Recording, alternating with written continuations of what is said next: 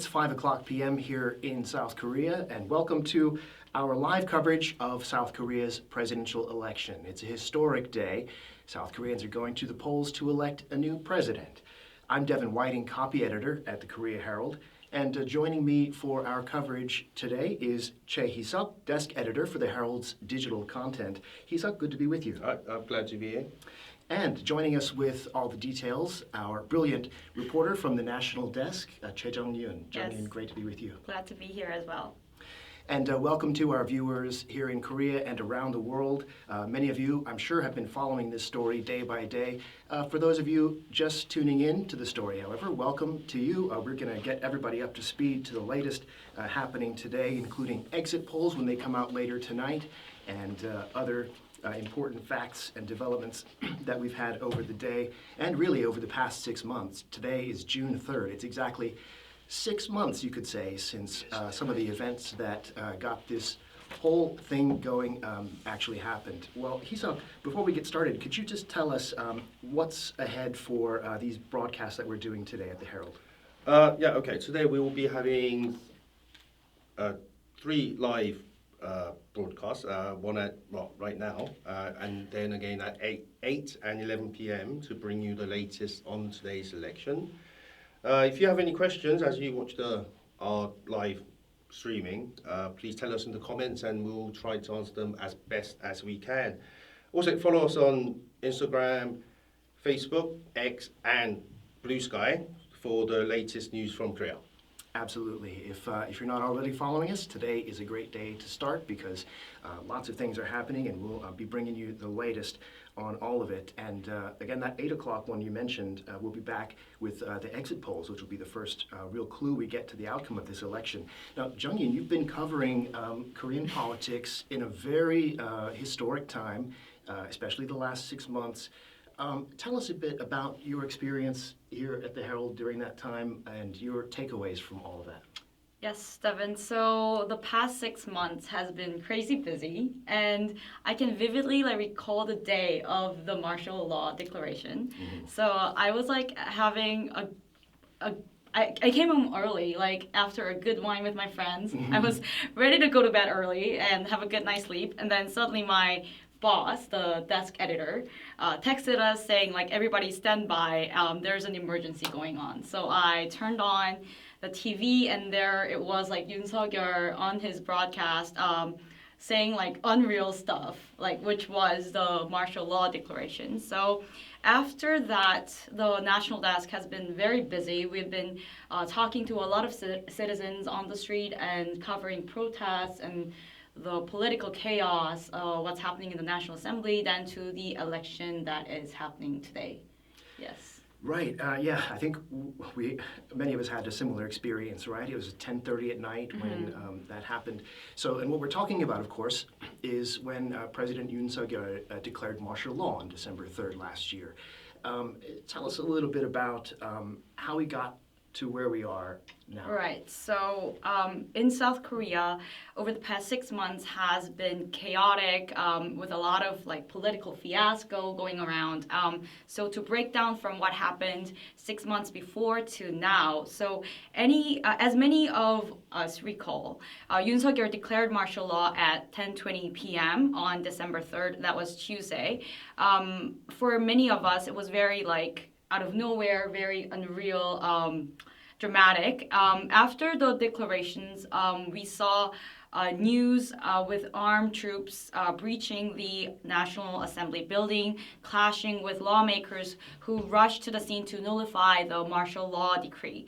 And as a motion to revoke the martial law passed with unanimous support among the lawmakers, around 1 a.m., the motion passed, and Yoon said he would drop the martial law at around 4:30. So the martial law was going on for less than 6 hours. It was quickly overturned, right? Yes. And then to fast forward, President Yoon was impeached very quickly within less than a couple of weeks, and then in April the Constitutional Court upheld his impeachment, necessitating a new presidential election. Right. And that's where we are today. And so. You spoke to a lot of people in the course of this process. Right. Korean voters, other people. What does this mean to Korean people? This is the fact that we're holding a presidential election today in these circumstances. Right. So this is not just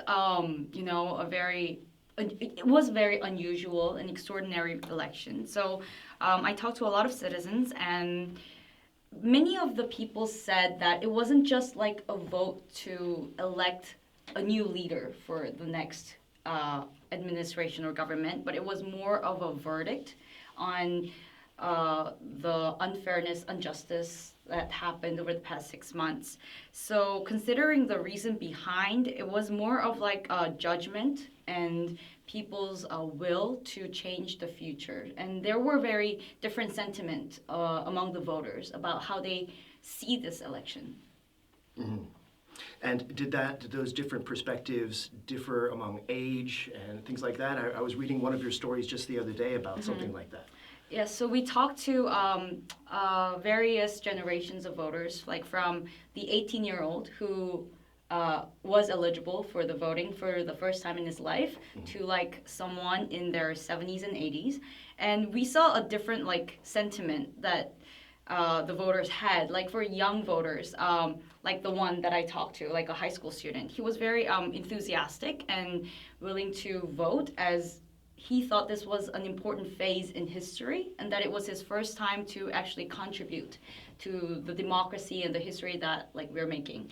But when I was talking to those in their 70s, they were kind of like reluctant and skeptical, like that this election would change anything, and asking the reason behind that, like because of their experiences in life, like saying they didn't see any changes or promises of leaders like being failed, even though like there was a new like upbringing or new hopes. So that also happened. Some people in their 40s and 50s, they said they didn't want to make same mistake again because like those who voted for Yoon and then like having less interest in politics leading to this kind of reality today, they said they would look more into the policies that the candidates are promising and that they would participate more actively in this election. Mm-hmm. Can I just ask go back to something you said earlier? You said this election is unusual for Korea, but it's actually the second time in less than a decade that we are having an early election due to a president being impeached. Right. So how is it different from the last time when we are having an early election?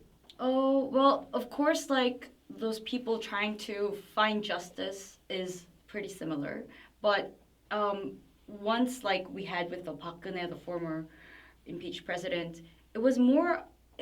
What I feel is it wasn't like divided ideologically like that to that extreme. But with Yoon Suk-yeol, there were still voters who were supporting Yoon, and then this became more of a debate whether the martial law decree or the declaration was injustice or not. So with the opposition party and the main party kind of making this into a debate whether the martial law was justice or not justice. So like I think this time it was more like polarized, and yeah, that's what I felt. The polarization is a major theme of this election. I mean, we go back to last year, President Yoon was blaming what he called a dictatorship of the legislature, Right. for his declaration of martial law. And we're still dealing with some of that polarization, wouldn't you say? Right. So I mean, right now, as we speak, the parliament is controlled by the 170 seats of the main Democratic Party out of 300 seats, which Yoon Suk-yeol claimed that it's a controlled parliament by the main opposition party, that they are stopping the government from passing the budget bills or making decisions, which the Yoon called them like the anti-state actions or activities, which he, like declare the martial law Right. with the reason. Yeah. Well, now, so in terms of South Korea's democracy, right? Let's quickly look at that because Korea has a democracy it should be proud of, and it's been almost 40 years since direct elections started to be held. So, what's the significance of this to the country, briefly? Well, talking to the professors in politics, they said over the past 6 months, South Korea experienced losing the democracy that our upper generations gained very in a very hard process, with the uprising and the democratic movements. So people who've taken democracy for granted, thinking that it was something there, and they kind of experienced it being taken away for a brief second, the 6 hours, and then now feeling that it's their participation, their activeness that will bring it back. I mean, that kind of experience as a whole has given a sense among South Koreans that it's something that they have to take part in more. Right. Yeah. And then there's the issue of the stability, political stability of the country, which also bleeds into economic stability, right? We saw the exchange rate went way up, even higher than it was in the aftermath of the martial law declaration. We saw, various other economic consequences. So, I think everybody wants things to stabilize again, right? Well, let's look at the election itself. So let's talk about who the candidates are and maybe also the state of the election in terms of support that they have. Of course, we don't know the election polls yet, but the exit polls, but turnout's been quite high, right? So take us through who the candidates are to begin with. Right, so the voter turnout has been high compared to the past elections. And in the beginning of the race, we started with a total of 7 candidates, but then we are now we are going with 5 candidates. So right now we have Lee Jae-myung from the main Liberal Democratic Party of Korea. So he's a clear front runner as we speak. Based on opinion polls prior to the election, right? Yes, but we never know the results with the high voting turnout. And so he was assigned with the number 1 spot on the ballot, and then following him is Kim Moon-soo of the conservative People Power Party. And then we have Lee Jun-seok of the minor New Reform Party at number 4. So it's more of a 2 mainstream among Lee and Kim, but with Lee Jun-seok being the youngest presidential candidate in South Korean history, also showing some kind of support within less than 10%. Right. If you look at the most recent opinion poll that was conducted last week, we had Lee Jae-myung at a little over 49%. We had Kim Moon-soo at almost 37%, and Lee Jun-seok at around 10%. So that suggests the race favors Lee Jae-myung, but of course we don't know the outcome yet. And we also had turnout, you mentioned, was at a record high, right? Right. So with the voter turnout, we had more than 71% of voters cast their ballots as of 4 p.m. That was the latest. That was the highest midday election turnout in history, since the presidential election began in 1984, the direct presidential election. So also with the election outside of Korea, with the Koreans living abroad, that was pretty high, right? Yes. Yeah, if you look at those polls, I mean, you said it's now a 3-way race, pretty much, and towards the end of the campaign, there was this, potential for Lee Jun-seok from the conservative New Reform Party to potentially, drop his bid and support Kim Moon-soo. That didn't happen, and if you'd added their votes together, they, in theory, not votes, but support in the opinion polls, then, let's say Kim Moon-soo was the unified candidate, then he would have, been in the mid to upper 40% support range, assuming that all of Lee Jun-seok's voters got behind him. Of course, that's not what happened, so that's how we end up having this 3-way race. Yes. Well, it's more of a 2-way right now, right, with those 2 running race with higher support. But anyways, I think it's quite meaningful that a young presidential candidate is having such high support. But well, we never know like how the results are gonna turn out, and like the support sentiment has changed over several debates that the candidates had over the past few days. So yeah, we look forward for the result. Indeed. Yeah, so He-suk, Yeah. I'm still here. you're still I'm glad you are here. And we've got on the monitor, we can see some of our viewers tuning right. in. Yep. I wonder if anyone has left us some comments or questions. We've have a couple of questions that I Oh, we have. managed to see. Yeah, Okay. nice to We see have you some all. comments. Well, one of them is, I don't know if... Okay, what time will we know the results, or at least how the thing's gonna pan out? Well, that's decided until like when we see a clear winning of a certain candidate. But we usually, like in assuming the past elections, we will have some results by the end of like in the early morning, right? Well, last time it was a very close race, wasn't Yes. it? Right, so last time it was the exit polls were, like, I think it was 0.4 percentage points off the actual results. But the two candidates were very, very close. So and that went into like 3 or 4 in the morning, I think. But the election before that, some broadcasters called the election at about 11. Some even called it at 10:30. So I suppose we'll have to see the exit polls. So they were able to call it early in the when Park Geun-hye was elected. No, 2017 when Moon Jae-in was Moon Jae-in, I'm elected. sorry. Right. When Moon Jae-in was elected, it was not a close race. They were able to call Oh, it yeah, early. right. Last time was very close, but the exit polls proved to be very accurate. Very accurate, yeah. Okay, so we'll see if the exit polls are reliable again, but 8 o'clock is the time the broadcasters can release them. Right. Okay, and another question was, who's the favorite right now? And I think you sort of mentioned that it, touched on it earlier, but could you tell us again who's the favorite? Who's my favorite? Not your favorite. The favorite to win the race. Oh, okay. So like, who's running the race? She's leading the race. Who's yeah, leading the race is Lee Jae-myung, I guess.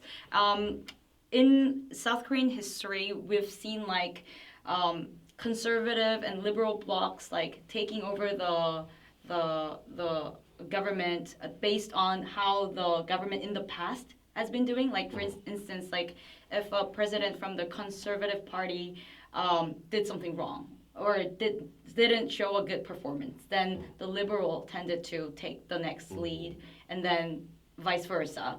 So I guess that's kind of in this support sentiment right now, as we see Lee Jae-myung from the Liberal Democratic Party leading the race right now. Yes. Okay, so just a quick question. So I suppose the Conservative People Power Party, they haven't managed quite to sever their ties or association with the ousted President Yoon Sung-yeol, do you think? Well, I think there are like two types of support kind of from the Conservative Party. Those who actually like support Yoon and like his aides, and those who do not agree with what Yoon did, but still kind of showing support for the Conservative Party, like the People Power Party. So I guess there are like kind of two different support groups right now with the Conservative Party. Yeah, and I don't know, it's like some might have their mind changed at the last minute, or as they go into like, like vote for somebody. So, yeah. Right, and speaking of voters changing their minds, I mean, in the opinion polls, right, and they're only opinion polls, but Lee Jun-suk had a little over 10% support, according to Real Meter, right? So some people might not end up casting their votes for him, but might choose to go one of the other ways. Maybe. Do you know which side he tends to draw support from? Have you got an impression of that? Not strictly, according to polls or anything, but did you get an impression that he's drawing from both sides or more from one side? Well, I mean, personally, what I was quite impressed was Lee Jun-suk mentioning 노무현 in his, what do you say, like the pamphlet that is, Right. So like a lot of like the number of name of 노무현 being mentioned in that pamphlet was quite interesting. It was like 7 or 8 times or something, and I think the one reason why a lot of candidate presidentials like are making right now is try to form like have unity. Like for instance, like Lee Jae-myung is putting red colors in his campaigns, and Lee Jun-suk also mentioning someone that represents the liberal president is also one way. So I'm not sure and can't be certain to say like what kind of Lee Jun-suk supporters will go like to which direction, but like the tendency to make a unity is something that will, have an impact on a lot of voters' minds. Okay, but just very quickly, you mentioned former President Roh Moo-hyun. For viewers who may not know who he is, could you explain very quickly who he was and what kind of significance he holds in Korean politics? Just quickly, Okay, so Roh Moo-hyun, as I recall, I was a baby then, but still, he was a candidate who did not seem to have the possibility of winning, but then he unexpectedly won the race. He came from he was an independent candidate. He was a liberal. Liberal, right? But with his what he's famous for is having a very like friendly next door and very communicative with a lot of citizens, and that kind of garnered a lot of like support from a lot of citizens. All right, so he was a liberal underdog who became the president, Yes. and he represents a message of what, unity? Yeah, or those like the more of the normal people, like not like the elites. Right, yeah. because normal person could Yeah. become that. Okay, cool. Thanks for that. Right. Yeah, unity is a thing that we really need right now, and it's been emphasized by all the candidates. But I think we are nearing the end of this edition of Herald Live, wouldn't you say? What? Unless we've got a few more. Not that. Okay. Just comments. Oh, how about women in politics? Were there no female Great question. candidates? Yes. Like sadly, as a woman, there were no women presidential candidate in this race, and therefore there were a lot of like comments from among the young women that's saying there weren't many policies on gender equality also being touched upon in this election race. So Park Geun-hye was the first female presidential candidate to actually win. Yeah, to actually win. But after that, like we didn't see any female candidates so far in South Korea history, right? Okay. Yeah. Yeah. Well. Okay. Yeah. I think we're going to have to leave it there for now, and we'll come back a bit later in the evening. We'll have a lot more information when we get those exit polls. So thank you, He-suk, for joining us this evening, and Jung-hyun. And to all of our viewers, both of those of you who are regular Herald readers, appreciate having you, and those joining us on Instagram for the first time, a big welcome to you. I'm Devin Whiting for the Korea Herald, and thank you to our producers for today, Seung-hyun and Soo-in, and we hope to see you all for the next update at 8 o'clock p.m. Bye for now.